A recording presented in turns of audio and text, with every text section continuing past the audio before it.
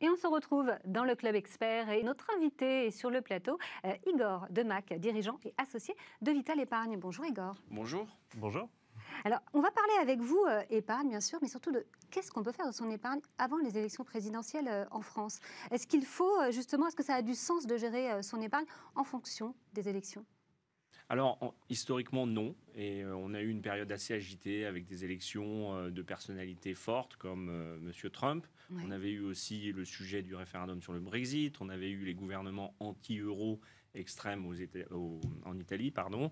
Et à chaque fois, en fait, les stratégies qui consistent à penser que les marchés vont s'écrouler, qu'il faut tout vendre, se sont avérées très mauvaises, puisque après le référendum sur le Brexit, le marché a mis quelques jours à remonter, Trump pareil, et j'allais dire l'élection de Joe Biden aussi, où on pensait que la logique démocrate, un peu plus socialiste, entre guillemets, allait contrecarrer le mouvement de croissance américain, et ça s'est pas du tout produit. Donc non, on ne gère pas son épargne avec sa carte d'électeur. En revanche, la politique a une influence notable sur l'économie. Oui. Et c'est bien ça que les épargnants essayent de piloter ou d'analyser. Et surtout, les marchés financiers en font des scénarios.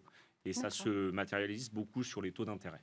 Mais c'est vrai qu'à l'arrivée au pouvoir de François Mitterrand, les marchés avaient beaucoup baissé. Ça, c'est pas... Ça... Oui, alors c'était déjà des marchés qui fonctionnaient un petit peu différemment. 81, c'est très avant même la naissance du CAC 40. Et pourquoi ça avait beaucoup chahuté ? Et c'est le point central, c'est que les marchés financiers et les épargnants regardent finalement si les nouvelles gouvernances vont attaquer le système. Et il est clair qu'en 1981, les dispositions qui avaient été annoncées, qui ont été prises, étaient, entre guillemets, anticapitalistes, surtout quand on voit le virage après très libéral dans la mouvance Reagan-Thatcher que le gouvernement Fabius a pris. Et donc, oui, ça peut créer, de la volatilité et de la crainte.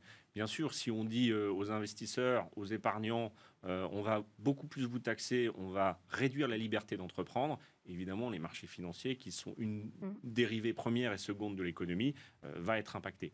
Et c'est bien ça qui fait un peu peur à chaque fois qu'il y a des situations extrêmes qui se présentent dans les sondages. Alors justement, effectivement, peut-être que post-élection, l'économie reprend son cours. Ça ne veut pas dire que c'est un long fleuve tranquille pendant toute la période électorale. Ça va créer plus de volatilité, plus de crainte en fonction des annonces des différents candidats. Et plus le candidat est crédible, plus l'annonce peut faire peur.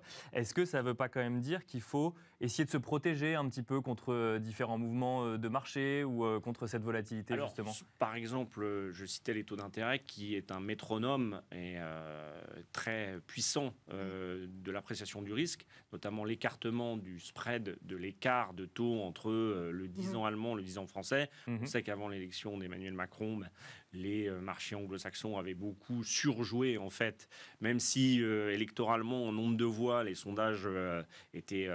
D'ailleurs, les sondages sont relativement bons, sauf quand ils n'ont pas une matière vraiment très simple à analyser, mais en France, le corps électoral, on le sait, est quand même assez bien identifiable. Eh bien, oui, sur les taux d'intérêt, ça peut créer des opportunités, jouer à la baisse, par exemple, se dire le taux de 10 ans français, il va augmenter parce qu'il va y avoir des craintes. Donc oui, ça peut plutôt, moi je dirais, en termes de protection, c'est pour les investisseurs un peu tactiques, ça peut leur permettre de faire des coups, entre guillemets, avant des élections, sur des mouvements de taux. Les mouvements des marchés actions, les actions internationales ne sont pas trop dirigées par l'élection présidentielle française, entre guillemets. Bien sûr, aux États-Unis, où les décisions, comme on en parlait tout à l'heure, du président chinois, elles, ont beaucoup plus d'impact. Laura, je t'en prie, vas-y. Merci Nicolas.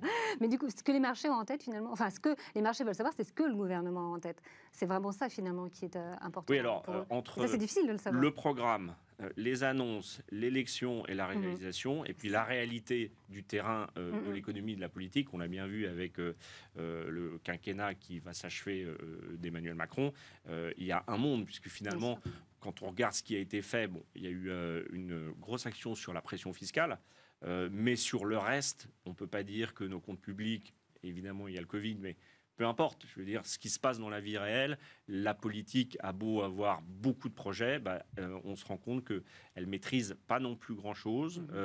C'est l'économie globale qui a vraiment un gros pouvoir. Et en fait, il faut, pour les marchés financiers, plutôt avoir des gouvernements pragmatiques, voire soporifiques, entre guillemets, mais qui sont très à la gestion du pays, au jour le jour, plutôt que des grandes idées novatrices, puisqu'on voit bien qu'il y a beaucoup d'imprévus et qu'il faut être capable d'y faire face. C'est presque déprimant ce que vous nous dites, que finalement, en fait, il faut regarder les élections chinoises ou américaines, mais pas les élections françaises pour gérer son épargne. Ça me fait penser à une anecdote. Un jour, j'étais en Chine, j'allais à la muraille de Chine et le guide chinois me demandait si on avait plusieurs partis en France. Et je lui disais oui. Et il m'a fait la réflexion suivante en me disant mais c'est vraiment très inefficace parce que personne n'a la même idée et en fait rien n'avance et donc c'est mieux notre système. Bon, alors c'est une anecdote. C'est une vision. Une vision.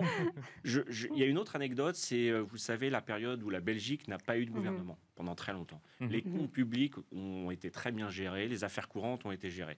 Alors je ne dis pas qu'il n'y a pas dans la politique des choses à faire, et puis des grands mouvements ou des grandes idées. Mais aujourd'hui, la gestion politique d'un pays est, à mon avis, beaucoup plus une gestion qu'une transformation, parce qu'on le voit bien en France, c'est très compliqué. Et le dernier point, c'est qu'en fait, l'épargnant français, ce qu'il regarde, c'est est-ce que la fiscalité va monter, est-ce que je vais perdre des avantages sociaux ?